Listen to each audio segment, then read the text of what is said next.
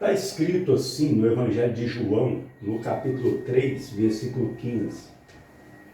Para que todo aquele que nele crê não pereça, mas tenha a vida eterna.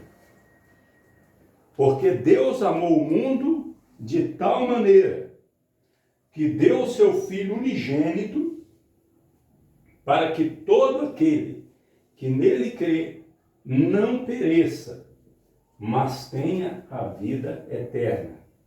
Amém. Porque Deus enviou o seu Filho ao mundo, não para que condenasse o mundo, mas para que o mundo fosse salvo por ele.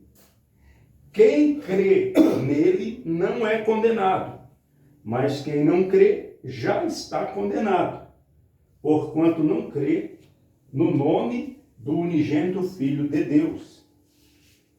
E a condenação é esta, que a luz veio ao mundo, e os homens amaram mais as trevas do que a luz, porque as suas obras eram más. Veja que o contrário de vida eterna é perecer. Aqui nós somos informados que existe apenas dois destinos para a nossa alma: perecer ou a vida eterna.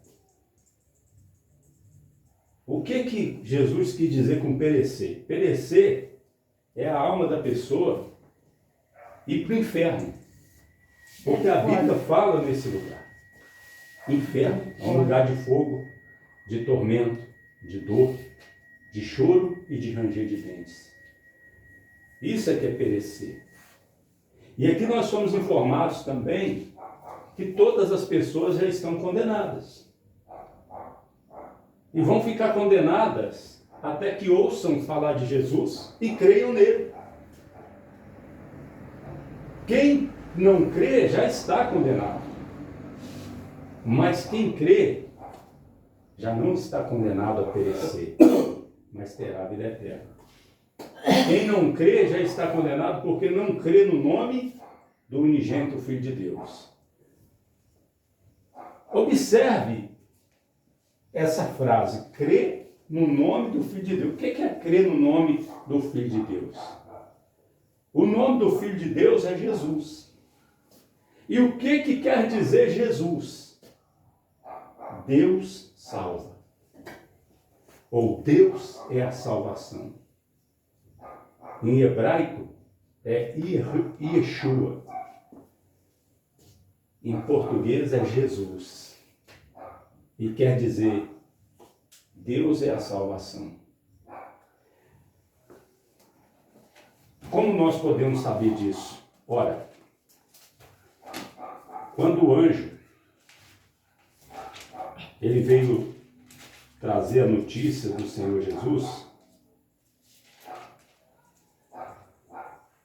e o anjo Gabriel falou para José a respeito de Maria, que já estava grávida, ele diz: e pensando ele nisso, eis que em sonho lhe apareceu um anjo do Senhor dizendo: José, filho de Davi, não temas receber a Maria, tua mulher, porque o que nela está gerado é do Espírito Santo. E dará à luz um filho, e chamarás o seu nome Jesus. Jesus. Em grego, Iesus. O Novo Testamento foi escrito em grego. Então, aqui no original está Iesus. Embora o nome de Jesus em hebraico é Yeshua, mas em grego é Iesus. Aí foi traduzido para o latim Jesus Cristo e no português Jesus. Aí ele diz: e dará à luz um filho e chamarás o seu nome Jesus, porque ele salvará o seu povo dos seus pecados. Viu só o significado do nome de Jesus? Salvação. Deus salva. O que nós temos que crer? Temos que crer no nome do Filho de Deus. Nós temos que crer que Ele é a nossa salvação. É Ele que nos salva. Ô pastor Eliezer, é fácil ser salvo? É só crer? Se for só crer, então está fácil. Sim, é isso mesmo. Talvez não tenha algo mais fácil do que ser salvo. Talvez pegar um copo d'água e beber é mais difícil do que ser salvo. Talvez pegar um pedaço de pão enquanto você está com fome e comer é mais difícil, mais trabalhoso do que ser salvo. A salvação, ela é de graça, ela é gratuita e ela é fácil. Ô, pastor Eliezer, por que Jesus disse então que o caminho que conduz para a vida é estreito e poucos os que entram por ele? O caminho é estreito porque poucos são os que entram por ele, mas não é porque Deus coloca dificuldade. Pelo contrário, ele tira a dificuldade. Porque dificuldade e até impossibilidade seria nós sermos salvos se Jesus não descesse a essa terra, se encarnasse, se fizesse homem e sofresse o castigo que nos traz a paz. Aí não era difícil, não, era impossível nós sermos salvos. Mas ele veio e pagou o preço da nossa salvação, nós só temos que aceitar. E quem crê está aceitando. Mas o problema é que os homens amam mais as trevas do que a luz. Os homens amam mais a maldade do que Deus, do que Jesus, do que a salvação. As pessoas estão mais preocupadas com essa vidinha miserável, passageira que nós temos aqui, do que com a vida eterna que não se acaba. Muitas pessoas vivem acreditando que morreu, acabou. Vamos aproveitar a vida, porque a vida é uma só. Ora, se a vida é uma só, então não vamos aproveitar não. Morramos de uma vez, para evitar tanto sofrimento. Para que ficar lutando pela vida? Por que dar valor na vida se morreu, acabou? Responde para mim. Mas você vê que o próprio ser humano, ainda que ele não conheça a Bíblia, ele não quer morrer. Ele luta até o último instante. O sujeito, o cabra, ele tem lá 90 anos, está com câncer, estado terminal, mas estão gastando dinheiro, estão ali com os médicos, tentando salvar a vida. Por quê? O ser humano sabe que tem que lutar pela vida. O ser humano quer viver. Por quê? Porque morreu, acabou? Não. Morreu, não acabou. Morreu aí que começou a verdadeira vida. Mas muitos vivem como se fosse verdade que morreu, acabou. Não. Morreu, não acabou. Aí é que começa. Para aqueles que creram, a vida é eterna. E para aqueles que não creram, aí vem o perecer no inferno. E muitos agora, vocês podem ter certeza que muitos agora estão lá arrependidos, com remorso, gritando por uma chance. Mas não terão mais essa chance. Muitos estão lá agora lembrando que um dia alguém falou uma palavra como essa. Porque essa palavra está em todos os lugares. Essa palavra está em todos os lugares. Se a pessoa vai numa igreja evangélica, a Bíblia está lá. Se a pessoa vai numa igreja católica, a Bíblia está lá, sendo lida. A palavra, a mensagem do Evangelho, está em todas as partes do planeta, em todas as igrejas. Se a pessoa for atenta, ela não vai prestar atenção, não é na igreja. Ah, eu estou aqui nessa igreja, da Igreja da Bendita Esperança. Se ela for esperta, ela não vai prestar atenção na igreja, ela vai prestar atenção nessa palavra aqui. A palavra de Deus. Ela vai seguir isso aqui, ó, que está escrito. É essa mensagem aqui que ela vai seguir. Ela vai crer nisso aqui, porque está dizendo que quem crê em Jesus tem a vida eterna. Não está dizendo, é quem crê no pastor Eliezer. Não. É quem crê na igreja evangélica. Não. Está dizendo quem crê no unigênito Filho de Deus, quem crê em Jesus Cristo, que foi enviado por Deus para morrer por nós. Amém? Amém. Vamos para a segunda parte da palavra e já vamos concluir. Vamos para a segunda parte e vamos concluir. O que acontece depois que uma pessoa crê? É fácil? É fácil. Embora depois que a pessoa é salva, as dificuldades venham para a pessoa conviver com aquela salvação. É com dificuldade que o justo é salvo, no sentido que depois que ele é salvo, as dificuldades vêm. Mas ele não vai perder a salvação por nada, por causa dessa dificuldade.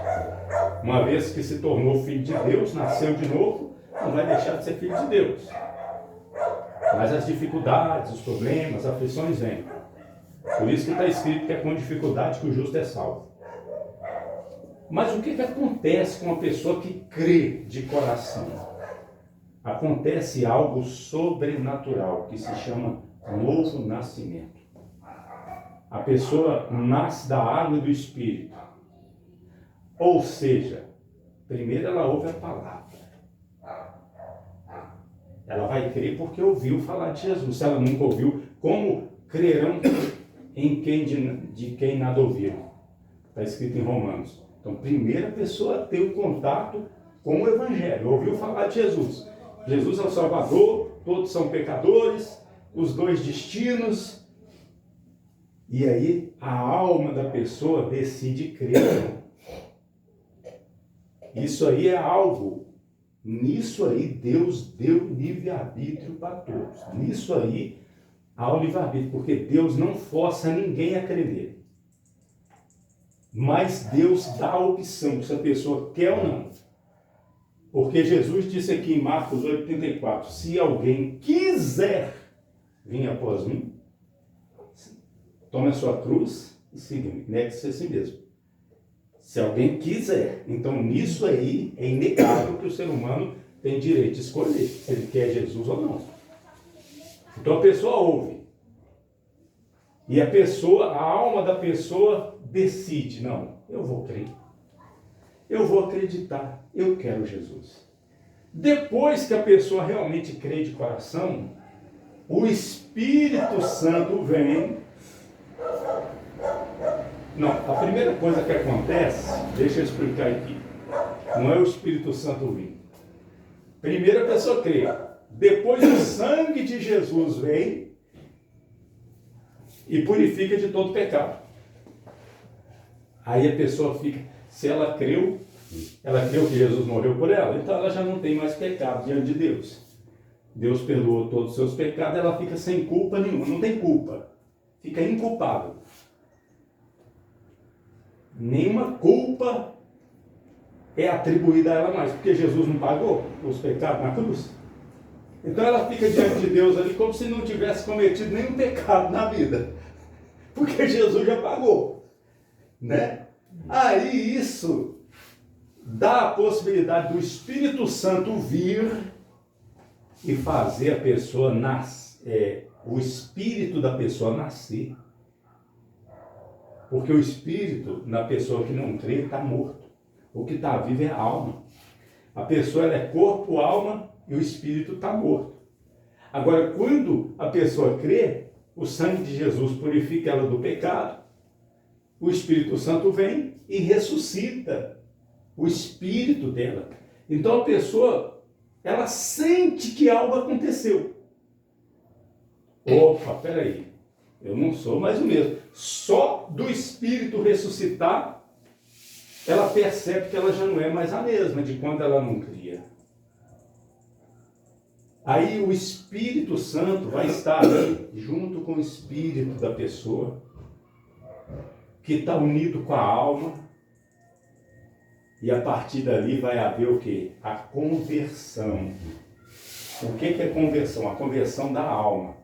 Conversão é o seguinte, a pessoa está indo aqui, ó. Aí de repente a pessoa faz isso aqui, ó. Muda totalmente a direção.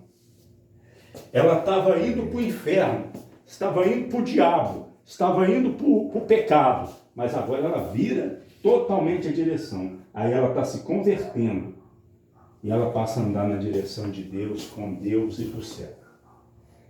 Então a alma se converte. E uma pessoa que é realmente convertida não vai deixar de ser nunca. Se você tiver notícia, uma pessoa que estava na igreja se desviou, muito provavelmente nunca creu em Jesus. Porque a pessoa que crê mesmo, que nasceu de novo, que se tornou filho de Deus, não vai deixar de ser. E não vai perder a salvação jamais. Então veja que acontece uma mudança. Aí a pessoa não é uma alma só solitária mais. Você quer ver uma coisa? A pessoa nunca mais vai sentir solidão na vida. Aquela solidão espiritual. Porque a pessoa vai ter o espírito dela ressuscitado. Aí a pessoa vai estar completa, né? Porque a pessoa viver com o corpo e a alma sem o espírito morto, a pessoa sente um vazio. Está faltando alguma coisa, a pessoa está incompleta. Mas quando o Espírito Santo vem e ressuscita o espírito dela, ela está completa. E o Espírito Santo começa a agir em unidade com o espírito dela. Então toda vez que ela for cometer um pecado, o Espírito Santo mostra, não, isso aí não é bom. E o Espírito Santo convence, não vai por esse caminho.